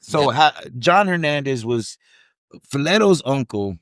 Well, like you said, we were focused on the music, right. So we decided to give the business part, which was a was a mistake in the beginning. But we were so focused on the music, we decided we just want to do music. Yeah. You handle the business. Yeah. Okay. Worst thing you can do. Was the worst mistake that we made. But it was Filetto's uncle, right? John Hernandez. Yeah. Now, he wound up owning Aggravated, the name, everything. Right. Okay. We recorded the album Aggravated, except at Jam Down. Okay. It wasn't your own Jam Down? Yeah. No. The first one wasn't. No. Yeah, Aggravated wasn't. Aggravated. Aggravated. Yeah. Then they had a studio over there. Then we had a fallout with John Hernandez. We didn't sign a contract. Stupid. When he came with the contract, I took it to my father. My father said, "This is a piece of shit," and Filetto burned it. Yeah. When John came to pick up the contract at the house we were at, he found it on the floor burnt. He was pissed, John Hernandez. And that day we told him, we're not signing it, and we're not gonna be that group if that's what you want to do. We're Filetto like uncle or not. Y'all ain't finna. Yeah. And what was sad about it, we had 7 members in Aggravated. 2 of those members stayed with John. Okay. So the group split up. Right. And so that was internal, right? Now we don't like you don't like me, certain group members, right? So Patrick at Jam Down said, look, I'll sign y'all, but you can't be aggravated. Right. I'm not going to deal with the legal, and it's not worth it. Right. And he gave us a little enlightenment, right? We was like, man, we got to be aggravated. We created Aggravated. We are aggravated. And we had already started working on the next album. It was going to be Aggravated, the Most Hated. That was the name of the album. Gotcha. So we had already started working on it, and then all this shit happened. So when Patrick said, we're not going to be it, Filetto came out and said, fuck that, then we'll be the Most Hated. Yeah. We already had hats, those hats. They already had hats. I wasn't even in Aggravated. I wasn't really official Aggravated member. Right. Finally, I was not. I was on a couple of songs, and I did a song that he did to be continued. Yeah. But I was working on Grimm's next album, Brown Recluse. So to answer your question, we were already at Jam Down with Aggravated. We had recorded. Y'all was buying studio time. Right. Correct. We had our own label, Aggravated Records, the whole thing. That was John Hernandez. After that album, and man, dude, we sold a lot of those CDs. Like I said, hand-to-hand combat. Man, that was my game. I was the best at that shit. I would get your grandma to buy my shit. Yeah. I'm serious. So, cause I'm like, your grandson needs this shit. Yeah. That's how I came to get to know y'all. Right. I was at Gil's record shop, and he had some Aggravated came out, and I was like, "This Aggravated." And that's why I keep thinking it was from Jam Down. I'm gonna open up the thing back then. You used to open it up and read it or whatever. But man, y'all killed it on that one. I was passing it out through most city boys. It wasn't even on Aggravated. I got them on it because it was hard. And that album, what it did is it solidified us in the Latino world, because other Latinos in the streets started recognizing this is a all Mexican group, except for one black dude, Lord Loco. Right. I already had my album, and that was to them. Like, I had a guy come up to me the other day, and he's like, "You don't understand, Shadow. Like, I was like, this is the business, man. Like, y'all did something that nobody else had ever. I mean, all my friends were like, put it this way, Mexican. When Aggravated come out, Carlos had already started after my first album, right? He said, "Hey man, you got some album out? I'm gonna start rapping." He actually was trying to be in the group, right? In Aggravated. And actually, we put it to a vote, and these motherfuckers said nah. And he blames it on me. Grimm didn't want me in the group. Right? Yeah. It wasn't me. It was a vote. It was diplomatic. So, but so we went and we were at Jam Down, and then after we did the Aggravated album, we had Turmoil with John Hernandez, and we decided we're not going to sign that contract. And then Patrick Lewis he said, "Hey man, I'll sign y'all, but it can't be Aggravated." All right, fuck it. We're being the Most Hated, right? So from then on, being at Jam Down really solidified us, because who comes after? I mean, we record the Most Hated album. We get that doing, and we're running and rolling. And then right at that time, Screw comes over, because Al D is Screw's brother. So he's already signed to Jam Down before us. Yeah, with the Mind at Ease. So we're there, and then all of a sudden they're about to get Screw. Well, Screw didn't sign; he went to Jive.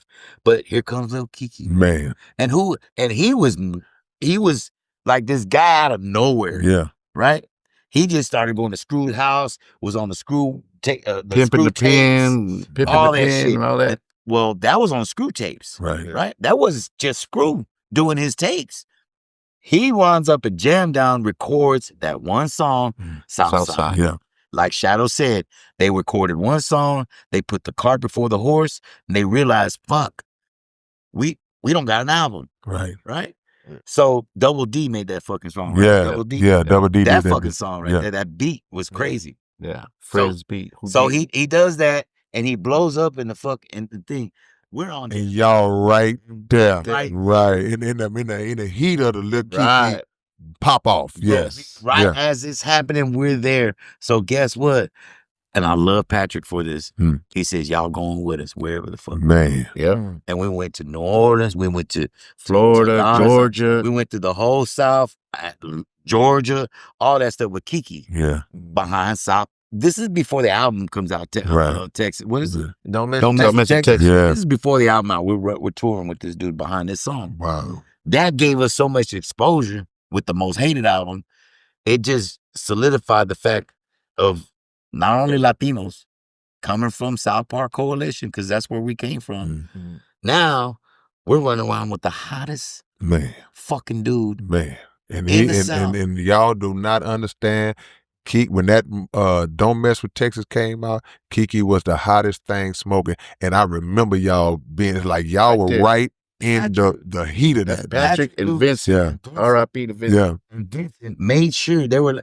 That's what I loved about our circles. Y'all accepted us without a doubt, without a question. Unconditional. Just love, man. Just said, hey man, y'all want to rap? Fuck it. We want to rap. We get what we get. Right. You know what I'm saying? That's what and that's felt. what Jam Down. And that's what Jam Down did. So again, we're getting blessed, right? We felt like, man, Shadow, what? How do we do this? You know this is before Dope House. Right. Dope House wasn't even a thing, dude. Absolutely. And we're running around with the coldest at that time, and they were making sure that we were included on every set. We got at least, if we couldn't do a whole set, it was one song. Right. Yeah. Right. And we and that we go to these clubs and they say, man, they see some 7 Mexicans, you know what I'm saying? But you're going on stage, like, what is this? That was hard, though. Right. Oh, when we did our shit, we would do our set. It's on. You know, it was on. We were in the parking lot. See, we weren't trying to just fraternize. We were in the parking lot, you know, selling our CDs. Like pushing it. You know what I'm saying? Again, come from South Park Coalition, coming from the hustle mentality. We went outside. And we just talking about that. No doubt. Absolutely. We weren't trying to go out there and party and doing all that. You know, we were in our parking lot. We were selling CDs, doing our thing, man. Freestyling. I wasn't the best freestyler out there, but I was out there spitting with it. And when they would see us and go, you know, in Houston, it was common. They said, we were used to these essays, you know, rapping. When we went to Georgia, bro, we went to Louisiana. When they saw this, they were like, whoa, right. And we're like, oh man, we do this all day. And that's what Houston, it was cool to bring that Houston. It's just like 8-Ball and JG. Why did they come from all the way where they came from to go rapping in their first album? Why? Because at that time, Houston was it. It was the hub, right? Third coast. Before Atlanta, before Georgia. Let's be honest. Absolutely. So, and shoot, man. That's why the culture of Houston is so big, man. That's why I love all that. They said back and forth, who's the king of the South? Remember when that was a... Let me tell you, I saw what was going on in New York. Atlanta became New York. Yeah. Before Houston. And Houston was rapping before Atlanta. Yeah. But that was a beautiful thing. I thought that was a beautiful thing. Just like in my culture, you bringing... So I look at now, right? We were the only Mexicans rapping. I mean, there was a handful of us, but we're the only Mexicans really on top of doing things and traveling and doing it. But look now. Yeah. Man, this is why we did it. That's why I say homage have to be paid to y'all, bro. Yeah. It has to be. Because I'm blessed enough to, like I say, to seen it from the beginning. So we talking now the 30th anniversary of Aggravated, right? Came out in 95, right? See what I'm saying? So rewind 30 years ago, the scene didn't look nothing like it looks now. And this is when all of us had, had black hair. You know what I'm saying? Like we all a little gray. If I let mine grow out. But at the end of the day, man, y'all are the ones. So if I see, you know, shout out to Baby Bad, shout out, you know, SPM, shout out who GT Guard, whoever you can name, man. Teach, you know, y'all are peso. Mexican OT, yeah, exactly. Y'all are the originators, man, and not just forget just putting it in a box of Latino rap. Y'all are OGs in rap, period, out of this region, bro. Right. So that has to be recognized.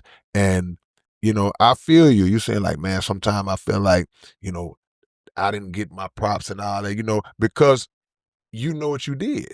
Yeah.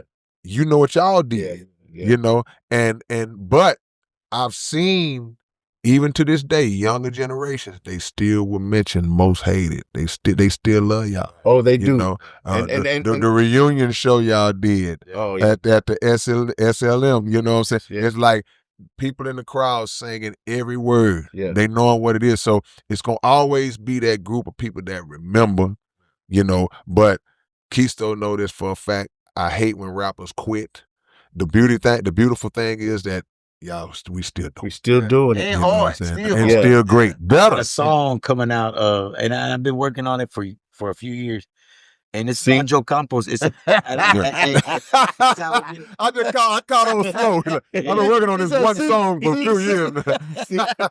I'll be through in 2029. You know, y'all be looking for that. Well, there's actually a story behind why it's. Yeah. It's a particular song, and I actually a few years back, it's been working, and it's about Joe Campos Torres. Okay. He was brutally murdered by Houston. People know the story. Yeah. Houston Police Department back in '77, and we did a song, and actually my boy Rebel, DJ Rebel, Rebel. He showed me a beat, and he gave me the idea, like, man, this needs to be expressed. So I did a song about Joe Campos Torres, and I've done 2 verses, and it's so powerful. We have yet to put it out. Now, the reason why we haven't put it out is also I wanted to make sure the family was okay. Yeah, right. So we went to the family, and respect. And I'll have to say this: the family is very protective over the history and who's going to do what, and make sure it's right. Rightfully so. As they should. Rightfully so. As they should. So I've had my own, dilemma of, I don't want to put something out if the family's not okay with it. Right. Now, I'll be honest, it's getting to the point where I'm just going to put it out. Yeah. Because it needs to be laying dormant, and I'll be honest, I listened to it and I'm like, damn, I did a damn good job on this song. Yeah. Now, I'm also a painter or an artist, so I draw and I do pencil and I paint. So I've actually done a painting for this thing, and maybe I'll use it at the same time. But it's aside from that. It just that story of Joe Campos Torres is so it hits so deep in my heart that I'm glad I did a song for it. We've done it and it's been done for a while. I think I'm just gonna put it out. Yeah. Yeah. And he never got justice. But we're always working. Yeah. But I say all that to say that I'm working on songs. Now the songs have to mean something. Come on. To me. Yeah. Now, I don't mind. I live for my kids. I got a daughter who's in dance. She's just got accepted to Booker T in Dallas, which is basically the HSPVA, which is a high school of performing arts. Okay. In Dallas. And she's doing bright and red thing. I got another daughter who's 8 years old, and she's a soccer. So that's my life. Right. I'm a soccer dad. I'm a dance dad, and more of a soccer dad than dance because mom takes care of the dance more than me. Yeah. But I love going to see her perform. She does, and that's my life now. That's right. I do music, as actually is just to keep me. Once you're a music, it's in your blood, and you can't stop. You can't stop. I write and I make music all the time.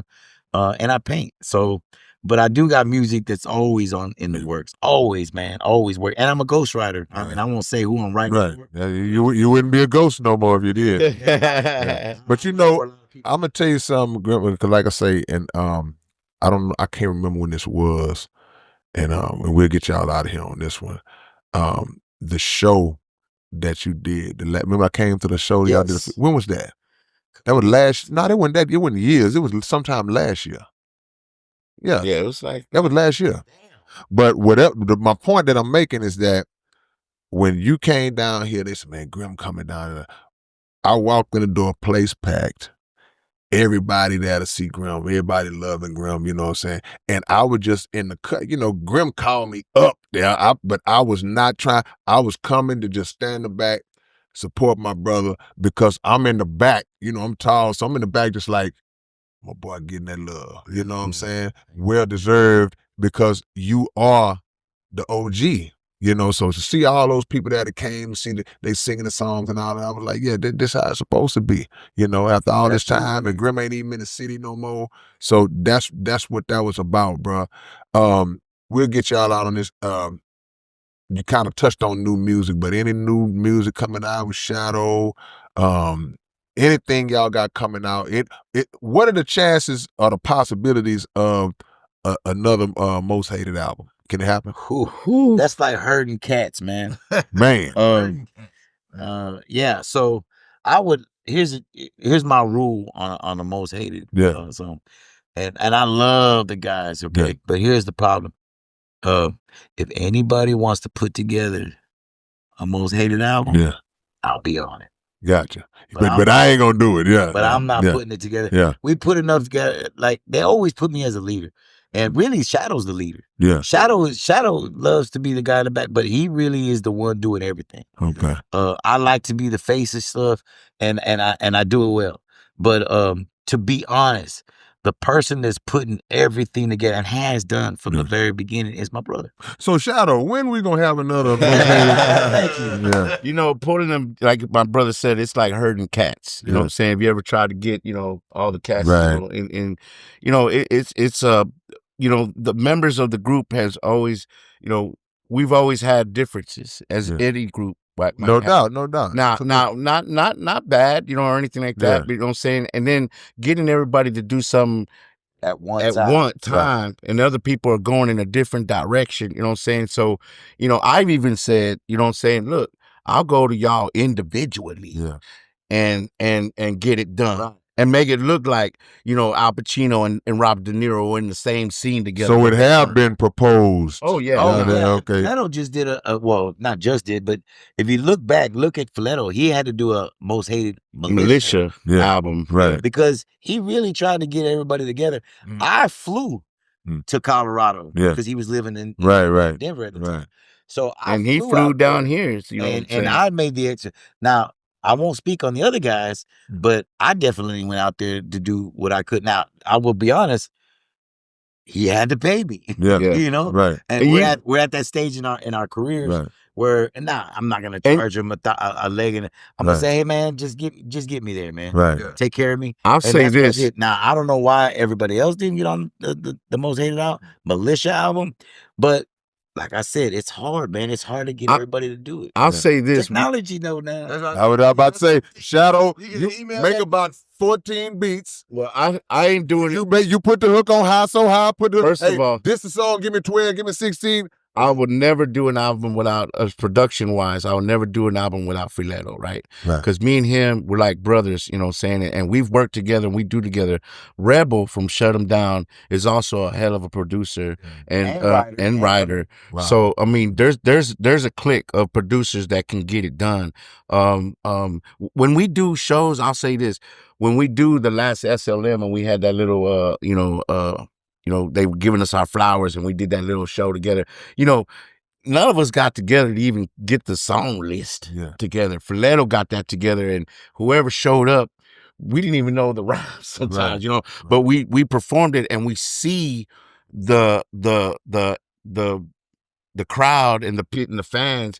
They elevate us to where we think. And the first thing that comes out of the thing when we gonna do it, we need a new album. We need a new album. Yeah. So we want to do that, and I want to take it back. I want to take it back to when Grim and I first did the first album, and we were the only first Mexicans to actually put a CD out in Texas, and we went to Sam Goody. We went to Sound Waves because we did our little tour. We went to Sound Waves on Main, Sound Waves on Broadway. We went to Sam Goody at the Gulf Gate. And we realized, Filetto, Balasso, and Graham, us four went in the car and we drove to the different places and bought our own CD. Yeah. At each place and bought our own CD. Yeah. And when we were going down that shelf and we realized that we were the only Mexicans out of Texas, because you had, Kid Frost stuff, but only Mexicans out of Texas on that shelf. And we made it. I'll never forget, we told each other that day when we got to the last store and we said, look, man, there's going to be a time when there's going to be thousands of Mexicans on this shelf. And so we knew we had a voice and we wanted to show, like it put a fire under us. Yeah. And so the fact that pulling it full circle, like Ecclesiastes says, right? Everything happens over and over. Life is meaningless, okay? Because, it's like every 20, 30 years, it's like the same fashion comes around or the same type of thing, you know what I'm saying? And that's Ecclesiastes straight from the Bible, right? So I see that we should do another album, but it's going to take work, right? And it's going to take the backbone. Now, these guys, they just write their lyrics. They'll do it, and technology is beautiful because he could be in Timbuktu and sit his verse in. But actually sitting down, editing, going through all the motions, mixing, mastering, giving it to Mark Kidney, and getting it all done and said and done. That's the task. Yeah. And as I'm getting older, right? And I'm going in a new path, you know what I'm saying, as I'm going with God. Right. You know what I'm saying? Sometimes I don't want to do the secular thing. Gotcha. You know what I'm saying? I'm trying to do the uplifting, you know what I'm saying, music that, you know what I'm saying, that subliminally we can get the word of Christ to the audience, because I think this generation has lost it. And it's not just the rappers, it's also the industry, because some of the people that are owning these labels own prisons. Yeah. Let's be real. And life insurance policies. And life insurance policies, and they're teaching our kids. And I'm gonna say this right now because I have to, but I was talking to a friend of mine the other day, and I seen Slim Thug talking about how, you know, we the ones that came up with lean, we came up with this. And this brother of mine, you know, told me, Isaac, he's with Chicano Boulevard, man. Shout out to Isaac. And we was talking about this. Why are we promoting lean to my kids? I'm being real, because, and I want them to hear this, because I want to give, because when we were coming up, we were listening to KRS-One, we were listening to Public Enemy, and they were talking about, you know, science. They were talking about knowledge, and hip hop's supposed to be peace, love, and unity. Where is that? Yeah. Okay. And we've lost that. So what I want to do is I want to do uplifting music. I want to stop talking about guns. I want to stop talking about drugs. I don't want to promote that. And maybe I am an old head, you know what I'm saying? But as I got older and I got my gray hair, I always tell my brother, you know, I've been to the mountaintop, you know what I'm saying? I'm trying to be like Moses, but I'm just trying to say, like, I've gotten wiser, and I want to see this development change. So it's full circle. Absolutely. It's full circle, and we have to be the ones that are conscious enough to tell our kids, let's not rap this rubbish. Yeah. Let's rap about knowledge. Yeah. Let's put down some science and make it so that the next generation stops, you know, promoting all this trash that's killing, okay, and destroying our minds and putting our people in prisons. Yeah. As I'm going to these prisons and preaching the gospel to these prisons, just like you said, it's inevitable that the world is full of flesh, and we got to stop it. If we can't be the voice, but just like you said, it's just an revolving. It is. Story. You know what I'm saying? So we have to be conscious enough. Now, look, I'm going to still do uplifting music. I'm going to still do Chicano stories. Yes, you know, they're going to want us to talk about smoking weed. And yes, they want to, I just want it to be, you know, where it's like still get a message out there. Yeah. But that's what hip hop is about, right? No doubt. And you know, and sometimes as fans, we say, man, when are y'all going to do it again? But as individuals who was on the inside, sometimes people grow apart. Sometimes it's like, well, you know, 25, 30 years ago, we were on this page. Me and this guy not on the same page. I love him. He loved me, but we not on this page. We not. So it's okay. Ain't nothing wrong with it. It's all right. So if it happens, then it'll happen. But if it doesn't, because like I can remember a time that didn't matter what type of song you asked me to feature on, I would feature on it. Yeah. It's not the case now. So if you call me and say, hey, K, I want you to get on something, cool, let's get on it. What's about? Oh, man, we talking about these hoes. Nah, I can't be on that song. Correct. You know what I'm saying? And it's all right. That's you do it. But if you find another one for me to get on that's more in line with, not saying I'm a perfect dude, because I ain't. Nobody's saying that. But the message I want to put out, I don't want to poison nobody else with whatever poison I might have in my own mind. Correct. I'm glad you said that's exactly because we're just talking about how I ghostwrite. Yeah. Well, I write rhymes and for younger people. Yeah. Yeah. They want a certain thing. Right. What I found out I love about what my brother just said is I find myself inspiring these kids and saying, man, why we want to talk about that? Mm-hmm. Let's talk about this. Because like you were telling me when I was young and I didn't understand that I should be more culturally, you know, right? Yeah. So I'm not trying to put that message in their minds, but I'm trying to say, let's be positive about what we're doing. Let's think. Yeah. about it because I didn't always think about what I was rapping. I was just we never did. gang shit, you know. I was never a ganger. Yeah. Let's see. I mean, I hung with all the gangs and everything, and I represented the gangs, and they accepted me and they took care of me. Yeah. But let's just be honest, I was never in a gang. Right. But however, I fit in. Yeah. Right, because I was doing what gang members do. Right. Well, even though I was, but what I'm saying is now I find myself telling when I'm ghostwriting, say, man, look, I'll write this the way you want to write it, and then I'm gonna write it the way I want to write it. Yeah. And you take a pick. And what I'm learning about these kids is, even though they act and they look like they're sometimes stupid, and I don't mean to be blunt. No, I understand. I being totally asshole know where you're about it, going. but they're not. They're not at all. Not They're even close. not. They're very, very, Right. very smart. Innocent. And when you give them a choice, which I found out, when you give them a choice, Come on, they usually will pick the right choice. Yeah. And that tells me, because I look at the same kids They're our and I tell future. them, and I say, hey man, you know, you are getting a bad rap just for being young. Yeah. You know, and I look at you and I gave you a choice. I could rap about ass, titties, bitches, and you know, all that shit. Or I could rap about, you know, something that's meaningful. Yeah. And you chose the meaningful. Why'd you do that? Yeah. They said, well, because all I do is rap about all ass, titties, and everything. Right. This is different. Yeah. Cool. That lets me know that there's still there's still a promise. And then kids. it's something just naturally in us. We know right from wrong. Correct. You know, I was Mr. Farrakhan was talking about it a long time ago. He was talking about how it could be a 1-year-old baby. Yeah. And he could do something that's not right. And somehow that baby knows that he ain't doing right. He ain't never been taught that. He's like, how you know to hide that behind your back? How you know you not supposed? It's something naturally in us. So if the young people who present that image of I gotta look this way, I gotta dress this way, I gotta rap this way, I gotta act this way, they know. They know.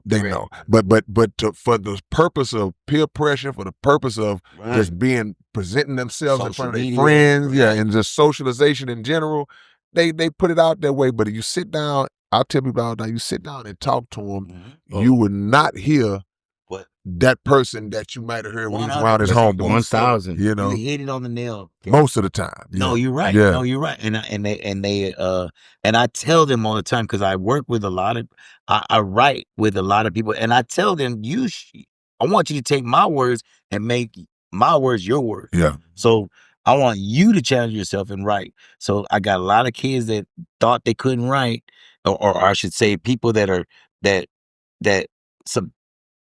they're the labels, right? I got this artist, Right, but he can't write. Right. So I'm writing his rhymes, but I'm finding out that they can't write. Right. They just don't know how to, just like when I first got with UK and first got with Dope E, I just didn't know how to articulate my and they just need need direction. Exactly. And so when you give them direction, like you said, they just going by what, see, I tell my kids and I tell my friends all the time, kids don't do what they see. They do what you do. Yeah. So if you sit there and you're on your phone all day and you're scrolling, well, they gonna do the same thing. Yeah. If you sit at home and you start reading, guess what? Your kids are gonna start reading, because they don't do what you tell them to do. They do what they see you doing. Yeah, learn practice And that's behavior. what kids, and me writing to these kids, I say, look, man, again, I'll tell you the story. I can write you this rhyme and I can give you this rhyme. Which one I want to do? I want a little bit of both. Yeah. Okay, cool. I accept that. And that's why I think I'm making ground. Without a doubt, it's a bridge. Well, another thing too is that, you know, some of the best actors that you see on movies and TVs, they not the best actors. They had direction. Yeah. And then when they get their awards, who do they thank? Yeah. You know, and it's the people that's behind the scenes. Right. And so to get to the point about going back and doing a most hated album or doing something like that, and doing secular stuff and everything, what we've tried to be is, because we weren't gang members, you know what I'm saying? We weren't doing all this stuff. What we was reporters of the street. We became these people that were just writing these stories that we would hear from other people or see. And so we became sort of like reporters. Right. Well, So what I don't rappers mind, I don't mind doing that. You know what I'm Yeah. saying? And that's how I want to do it, into a place where we can report these things that are happening so that we can avoid, you know, the destruction that comes from it. You know That's what I'm what I saying? want kids to do. I guess we were talking about that, right? Because kids nowadays is drill music. It's all, you know, and I get it. We were doing kind of the same thing. Yeah, no doubt. Sex and all that. That's why I don't Sex and- condemn it. Like, man, y'all go back and listen to some out there. Like, Cutie yeah. pie. Yeah. But after that, that was innocent. Right. Yeah, Yeah, you're right. Yeah. We had two live crew. You know, Right. we had all. Now it's women doing it. It was men doing it back then. Right. Right. Now it's just women talking about Throw the that same deep. shit. It's You just know what I'm changed, saying? but it's the same thing. And and the good thing is that there's still good rap, or there's still good people, Right. you know. And we just gotta make sure that the kids understand. And I think they're just we were misunderstood. They're just misunderstood. It's every generation. And I love these kids for what they're doing, even though they don't want to listen to the old heads. They could care less about Tupac. I mean, You know, every generation, you hear the it. parents in every generation are always going to knock the youngsters, you know, the old heads, because like when Elvis was coming, I mean, they looked down on him. Right. You know what I'm saying? Because, oh, you can't shake your body Well, like that. And I just want to say this, man. I don't want to mean it. And I mean, I meant to rudely interrupt you. that's fine. Y'all even now. Yeah. Yeah. And to get it all, I know we're about to finish with this, man.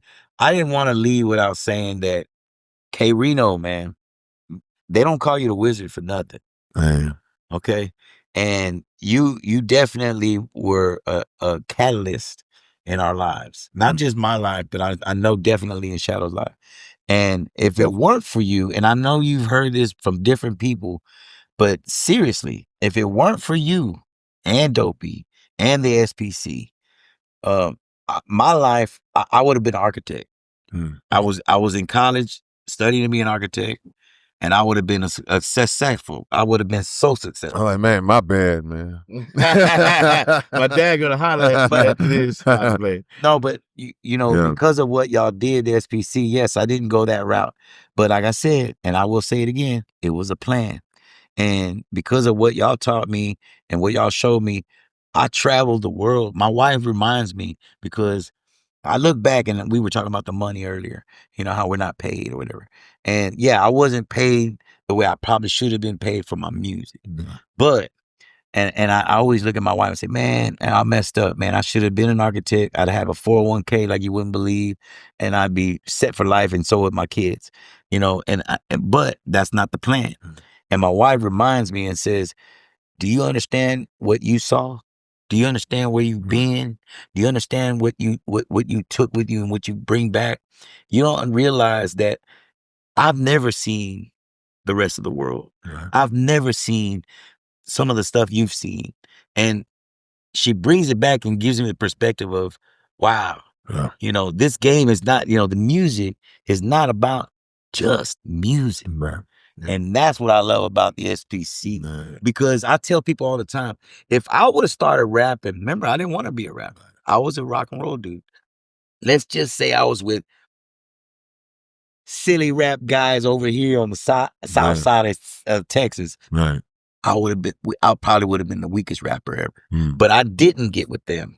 I got with South Park Coalition. And I wound up being one of the coldest Mexican rappers. Come on, man. Come on, man. And the first one. Come on. And I'm not just good, I'm great. Pop it. Come on, pop it. And what taught me with that was the South Park. Pop it, that Grim. mentality, like I said, when I told you, I didn't go see some guys just kicking around a fire, doo-wopping and just rapping. I walked into a classroom in a school setting, and that changed my life. I said, whoa, they're not just rappers, or they're not just rhymers, because I'm not a rapper, I'm a rhymer. And they're not just rhyming, they're serious. Yeah. They're not just kidding around. The craft, and I'm gonna leave this with this. I was just telling my niece this earlier. My pop, as far as the money, because, you know, we stand in humility. We tell people all the time, we didn't make the money, you know what I'm saying? And we weren't tripping. But this is something my dad, you know, told me and told my brother when we were kids. And he said, because my dad was successful as an attorney and, you know, he did good, you know what I'm saying? And so one thing he taught us, man, that stuck with me is that he said, listen, if all you want out of life is money, that's all you're going to get. And I didn't understand that when I was young, but what I understand now is that when he was saying the ventures you went, the people you met, the resources that you came, the relationship, because we're wealthy. Those minerals in that are more. You know what I'm saying? We are so wealthy in that, and that's worth way more than money. We'll never be broke when it comes to that. Because there's people that got a lot of money and they got an enemy for every dollar they have. Talk about never be broke. The last album we put out, I'm going to end it with this, which was Grim and Shadow Making It Matter Worse. Didn't pay a dime. Everybody came through. Rebel. Anybody else? My brother made music. We did every single thing that we did. If we paid for it, it was so minimal. And we put an album out. Every piece of machinery. I gotta thank all you guys that, dude, I'm going to tell you like this. Rebel wrote, first time in my life, because I was always taught you got to write all your rhymes. So Rebel wrote 2 of my songs on this last album. He wrote the first song on the album. Right. And then he wrote President. And I took those from him. And the reason why I did that, and I told him, I said, man, you wrote these rhymes. I'm gonna put these in. Do you mind me taking your rhyme? You're like, yeah, come on, shit. You know? And somebody gonna do them. I did them. And I will always say, you know, and it's my first time, but I'm a ghostwriter. No, this dude wrote my rhyme. Rebel, which I'd never experienced that before. And man, he killed it. And he was so cool letting me have it. And I felt so good at saying somebody else's rhymes. And I fixed them up. I made them sound. You're going to put your little. I made them mine. But when you hear the first song on the album, you would think I wrote that song.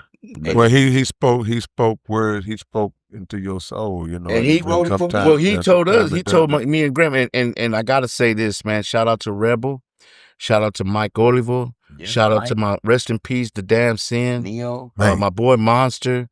In the last few years, you know what I'm saying? These guys, because we were kind of on our way out. We were kind of just, you know, we were you know, done with we paid our dues. We said, okay, we did what we did. And they were like, no, y'all are boys. And every piece of equipment that I have in my house, okay, including my wife, was given to me. I when I got out the game a little while ago, I sold all my equipment and to the speaker, to the wires, to everything. Mike Oliver, man, dude, he just would give me machines. Celos, my boy Celos gave me my computer. I still make beats on, and I got pots and pans. You know what I'm saying? I don't have the newest equipment. I'm El Capitan. If y'all know what, you know, Macs are, I'm El Capitan. I'm so far behind. You know what I'm saying? And but I'm still making music with that because we know how to do that. It ain't what you got, it's how you use it. Exactly. So I was talking to Harvey Love. I was with Harvey Love at a spot one time, and he was showing me how he still got the ASR. You know, he still got some of the equipment that we was using in the 90s.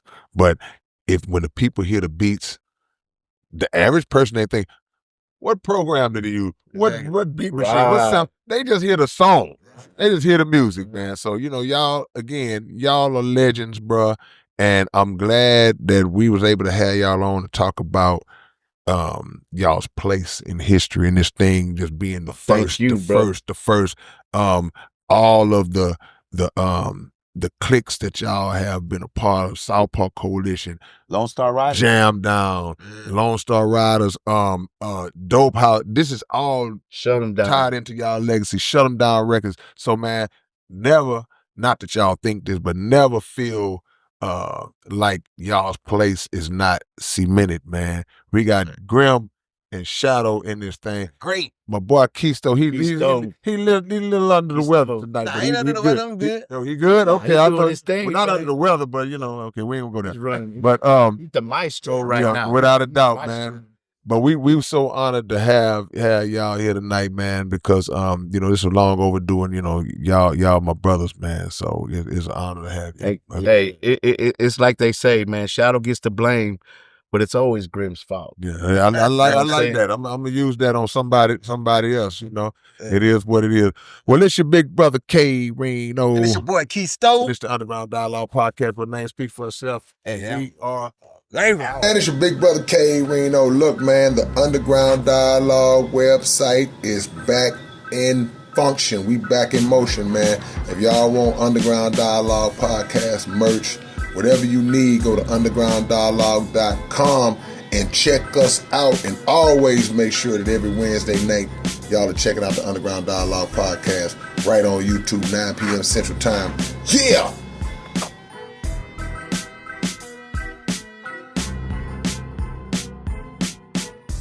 What's up, man? It's your big brother K Reno, and check this out, man. The Underground Dialogue Podcast is offering advertising opportunities, man. You can promote your business, you can promote your video, your song, whatever it is that you have, man.